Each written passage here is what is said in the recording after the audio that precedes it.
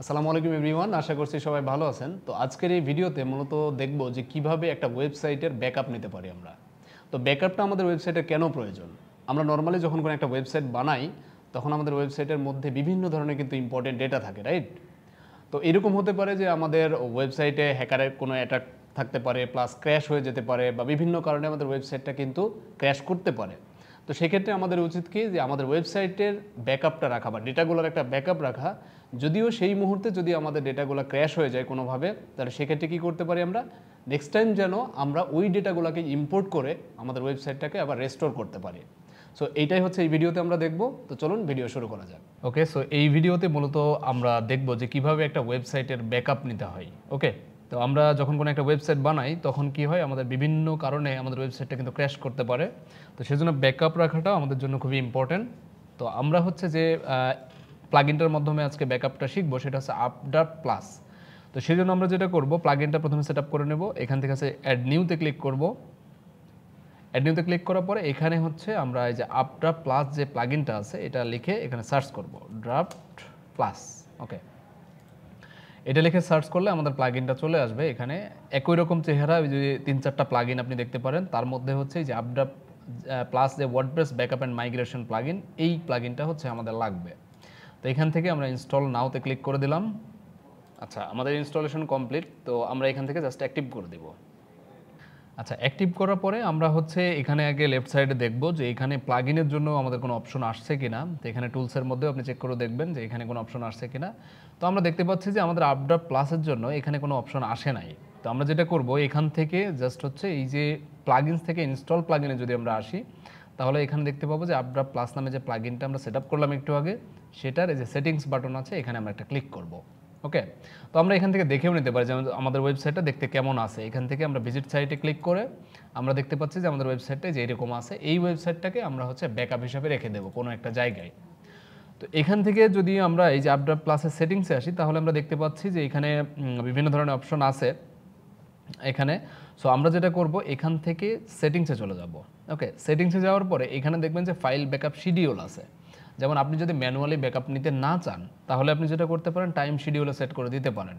যে এখান থেকে দেখেন এভরি 2 আওয়ার্স 4 আওয়ার্স, যদি আপনার ওয়েবসাইটটা যদি অতিরিক্ত ব্যাকআপ নেওয়ার প্রয়োজন হয়, মানে প্রতিদিন যদি আপনি কোনো কিছু আপডেট করেন, তাহলে সেক্ষেত্রে আপনি হচ্ছে এখানে অটোমেটিক ব্যাকআপ রাখতে পারেন। আবার চাইলে এখানে ডেলিও রাখতে পারেন, উইকলিও রাখতে পারেন, মান্থলিও রাখতে পারেন। ঠিক আছে, এটা হচ্ছে ফাইল ব্যাকআপের ক্ষেত্রে সেম। আবার এখানে যে পাশে যে নাম্বারটা, সেটা হচ্ছে আপনি পার ডে বা পার উইক আপনি কতটা ব্যাকআপ রাখবেন, এই জিনিসটা জাস্ট বলে দেওয়া। আপনি যদি বলেন যে পার উইকে আমি 2টা ব্যাকআপ রাখবো, তাহলে 2 এখানে দিয়ে দিবেন। যদি 3 বার দরকার হয়, 5 বার দরকার হয়, সেটাই আপনি এখানে দিয়ে দিবেন আর কি। দেন সেমভাবে এখানে হচ্ছে আমাদের কি আছে, ডাটাবেস ব্যাকআপ। এই ফাইল ব্যাকআপের মতোই ডাটাবেজেও আপনি এখানে ম্যানুয়াল ছাড়াও আপনি অটোমেটিক ব্যাকআপও এখানে নিতে পারবেন, এবং ডেইলি, সাপ্তাহিক বা মান্থলি এই জিনিসটা এখানে নিতে পারবেন আর কি। তো আমরা যে ব্যাকআপটা নিব, আমাদের ওয়েবসাইটের ফাইলগুলো তো কোথাও এক জায়গায় রাখতে হবে, তাই না? তো রাখার জন্য আমরা যেটা করব, সেটা হচ্ছে এখানে আমরা গুগল ড্রাইভকে ইউজ করব। এখানে আরও অনেক কিছু আছে, আপনি আপড্রাফটের ওদের নিজেদের সার্ভারও ইউজ করতে পারেন। তো সেক্ষেত্রে প্রিমিয়ামের আমাদের যেতে হবে। তো প্রিমিয়ামের ক্ষেত্রে টাকা দিয়ে কিনতে হবে। তো নর্মালি আমরা গুগল ড্রাইভের সাথে কিন্তু সবাই অভ্যস্ত। তো সেক্ষেত্রে আমরা গুগল ড্রাইভটা এখান থেকে ইউজ করতে পারি। তো গুগল ড্রাইভ এখানে ক্লিক করলাম। ক্লিক করার পর আমাদের যেটা করতে হবে, গুগল ড্রাইভের সেটিংসটা আমাদের করে দিতে হবে আর কি।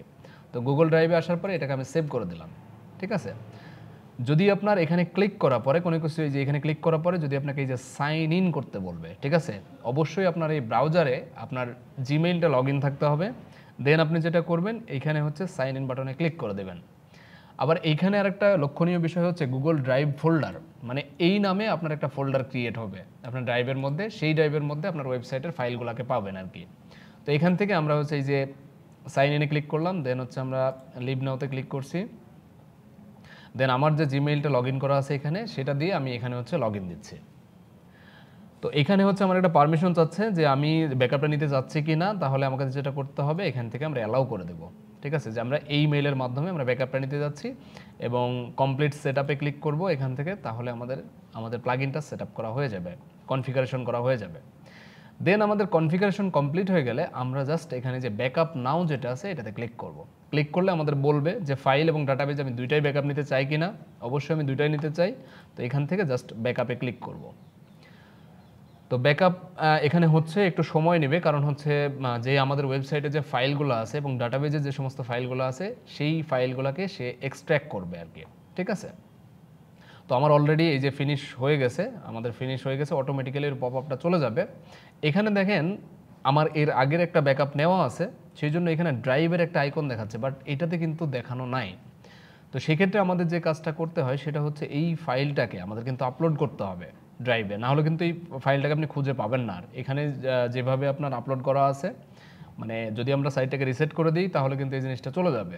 তো সেই জন্য আমরা এখান থেকে আপলোডস অপশনে যাব, আপলোডস অপশন থেকে এখান থেকে আমরা এই জিনিসটাকে আপলোড করে দিতে পারবো আর কি, ঠিক আছে। তো এখান থেকে আমরা সিলেক্ট করব, সিলেক্ট করার পরে আমরা হচ্ছে এখানে জাস্ট আপলোড করে দিব। আচ্ছা, আপলোড আমার অলরেডি হয়ে গেছে, এই যে ফাইল রেডি অ্যাকশন দিতে বলছে। তো আমরা এখানে কি করতে পারি, ডাউনলোড করতে পারি আমরা লোকাল কম্পিউটারে, আমরা চাইলে কি করতে পারি, ডিলিট করে দিতে পারি ওয়েব সার্ভার থেকে বা যে কোনো একটা জায়গা থেকে আমরা এটা করে দিতে পারি। তো এখন এই যে আপলোড যে আমার হয়ে গেল, এখন আমরা যেটা করতে পারি সেটা হচ্ছে কি, যে ধরেন যে আমার এই সাইটটা এখন আমি নাই করে দেবো, তো আমার কিন্তু ইউআরএল এখন সাইট আছে, ঠিক আছে। তো এই সাইটটা যদি আমরা নাই করে দিতে চাই বা রিসেট করে দিতে চাই, এখান থেকে আমরা একটা প্লাগইন সেটআপ করে দিতে পারি।